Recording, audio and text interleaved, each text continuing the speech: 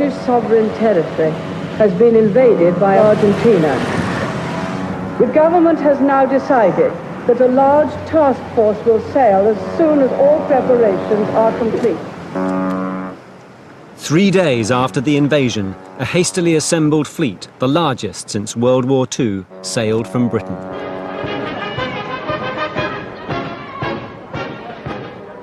Pictures of the fleet were beamed around the world. It was designed to show Argentina that Britain meant business. The Ministry of Defence task force for the Falklands sailing out to a possible action. I think it will go down in the history books as an armada. These young men here, I think their main feeling is one of excitement. I'm sure of that as they leave this harbour now, but excitement is uppermost in their mind. But the euphoric pictures disguised an uncomfortable reality. After years of cutbacks, Britain's naval power was stretched to the limit. And these ships were sailing 8,000 miles to do battle. Commanding Britain's newest aircraft carrier, Invincible, was Korean War veteran Admiral Jeremy Black. We were off to do something, and these people were wishing us well, and implicitly saying, off you go, sort this out, and we'll see you when you come back. At that time, there was no inkling of what we were going to do, if anything. We didn't even know what the job was and whether we could do it or not. It's one of those sort of strange things that when the chips are down, people will really work hard, and it was remarkable that everybody put on what I could only describe as a superhuman effort, and people came from all over the United Kingdom to help, to make sure that she was ready to sail. Britain lacked the troop ships needed to get some 3,000 soldiers to the Falklands. Surgeon Commander Rick Jolly was told to commandeer the luxury cruise liner Canberra from Gibraltar. We were a group of determined young men who climbed rope ladders on board. All the punters gathered in their delightful evening clothes, dinner jackets, the rest, and we presented the captain with a parchment which said that Canberra was required to repair to Southampton to enter Her Majesty's service. Good luck, Aid! Look out for yourself! Within days, some of Britain's toughest fighting men, Royal Marines and paratroopers, were sailing to war aboard a luxury cruise liner. The commander of this huge task force was 50-year-old Admiral Sandy Woodward, a submarine expert. He was based aboard the aging carrier Hermes. We had 2 carriers. So you always need 2. One deck isn't enough because an accident on deck stops all flying and your airplanes that are in the sky fall out of it. You need 2 landing places. We have nothing ashore, therefore we need 2 carriers. And that's all we've got.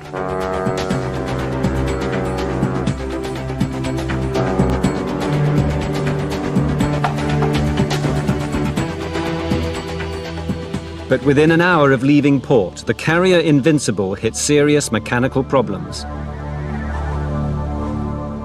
The entire campaign was suddenly in jeopardy. We were less than an hour from harbour when the engineer officer came up and said, I have to tell you there's a strange sound from one of the gearboxes. Strategically, it was clear that if we lost a carrier, we'd probably lose the whole campaign. The gearboxes were possibly the size of a small house, and they were huge. And inside were a number of couplings. It would take 2 weeks in dry dock to change one of the broken couplings in the gearbox, but turning back was not an option. They'd have to repair the ship at sea, something never attempted before. So we pressed on one engine and got the RAF to fly out a 3.5-ton coupling.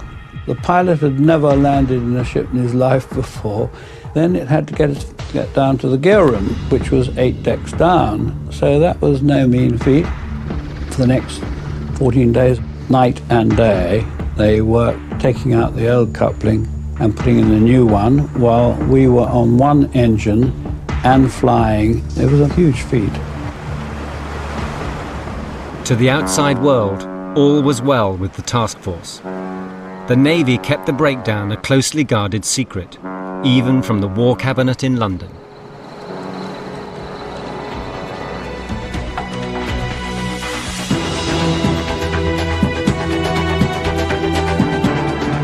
Seven days after setting sail, the task force had grown to 150 ships. The Falklands War gave many young men their first taste of real-life conflict and the stark dangers it posed. Young men like 34-year-old David Morgan, a former RAF pilot. He was called up at short notice and told to land on Hermes. First time I ever landed on a carrier, and shipboard operations I'd never done. So I was on a very, very steep learning curve. Morgan would be flying one of the 24 Sea Harriers protecting the carriers. These planes had never flown in combat before. On the way down, we practiced all the manoeuvres, set-piece manoeuvres, ship attacks, air-to-ground attacks, using every single weapon that we had on board at least once to prove that it worked, from sidewinders to cluster bombs. On the other carrier, Invincible, was a young helicopter pilot, the Queen's 22-year-old son, Prince Andrew. He was on leave at Windsor Castle when he was ordered to join his ship. Some people thought that there was a possibility that I wouldn't go because the risks were too great. But it would have been impossible not to go. It was get on, do it, go there, take the same risks as everybody else.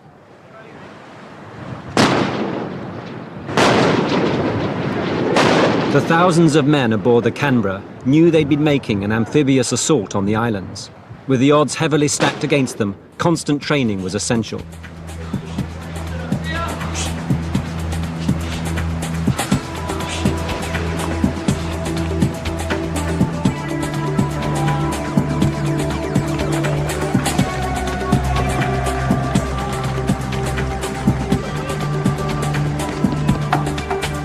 .99% of us had not seen any action. We sort of felt that we wanted this thing to kick off. I think the average age of the battalion was around 18.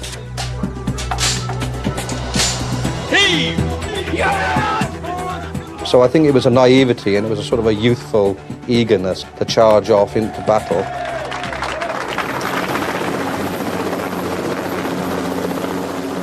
Argentina was meanwhile pouring in men and material to the Falklands to tighten its stranglehold.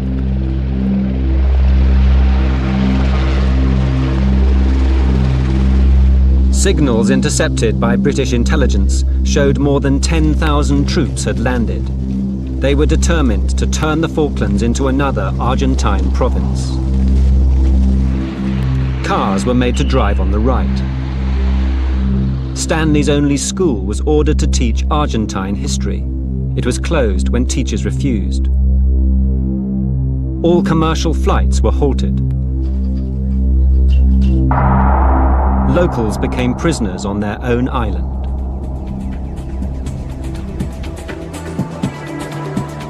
By day 12, more than 100 ships had converged on the British base at Ascension Island, midpoint of the 8,000-mile journey to the Falklands.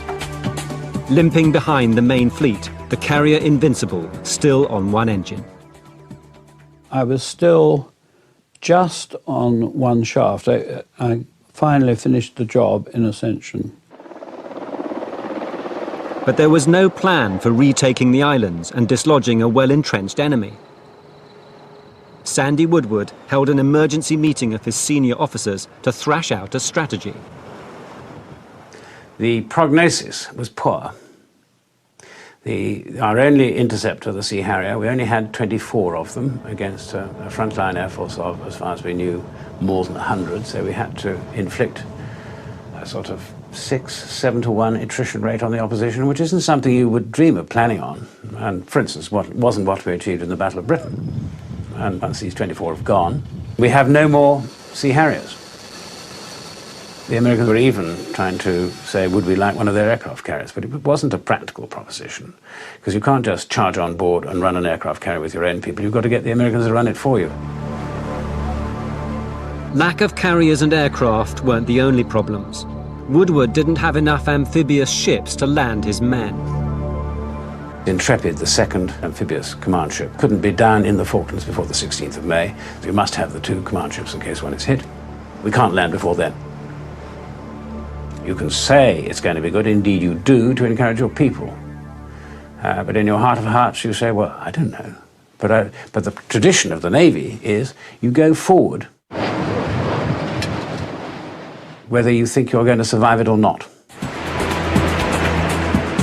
In mid-April, the task force left the safety of Ascension Island and headed south into the unknown.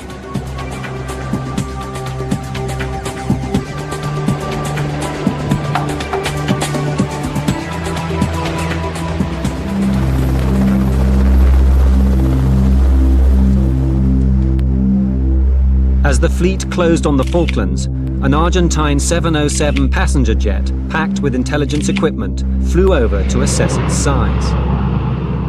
A reconnaissance aircraft coming into your large array of surface ships proceeding towards a war zone, a likely war zone, is usually the precursor of a strike.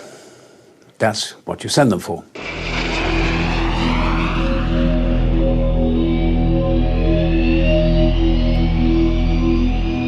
The Argentine Air Force had over 100 jet fighters in a string of air bases less than 400 miles from the Falklands.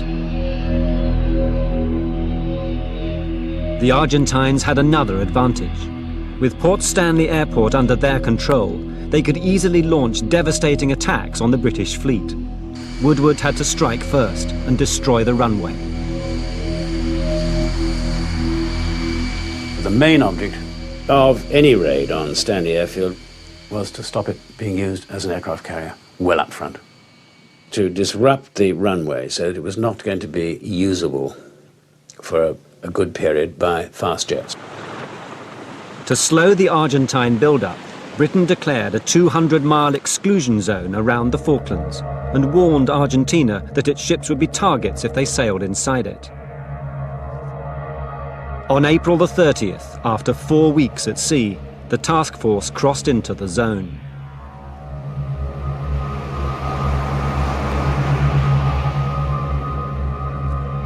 Admiral Woodward ordered Sea Harriers from 800 Squadron on Hermes to bomb the runway at Port Stanley. For David Morgan and Neil Thomas, May the 1st was the day their training ended. People were up early, got up on deck, lovely day as I remember it. It was first light, the sky is blue, the sun just coming up. And it was very, very exciting. You feel the adrenaline going when you get into the aeroplane, when you start up.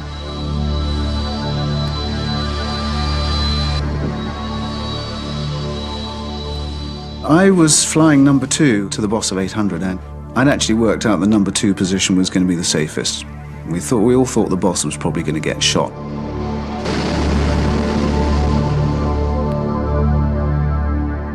I think we had 12 aeroplanes up, so it takes quite a long time. The first people up have to make sure they're doing their orbit and people joining up.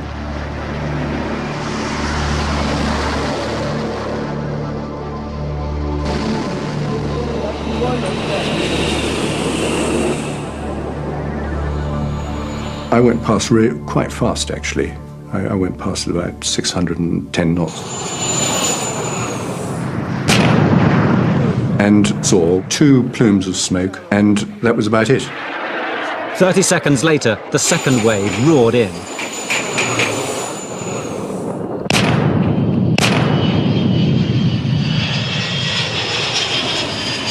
In the confusion, David Morgan, flying number 2, suddenly found himself at the rear and right in the firing line. I was the last guy through the target. And I realised that the tables had turned. Instead of being in the safest slot, I was now probably in the most dangerous.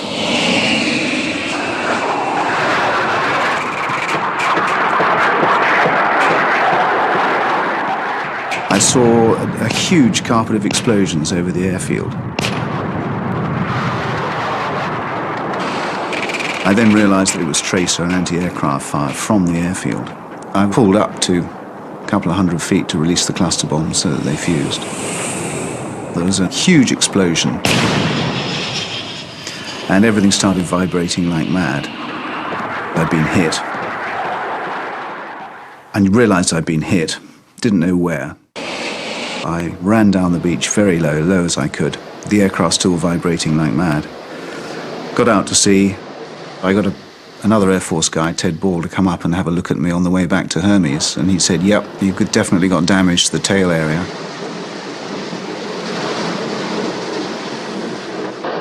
So I slowed it down as much as I dared, and maintaining normal control, and just ran it onto the deck at about 50 knots, and it was fine. It subsequently turned out that I'd taken a 20mm high-explosive shell through the tail, right in front of the rudder.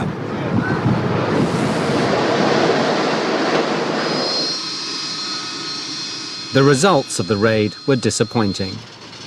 What we did was marginal. Yes, we damaged some aeroplanes, we damaged some buildings, but we didn't close the runway, and we didn't close the runway throughout.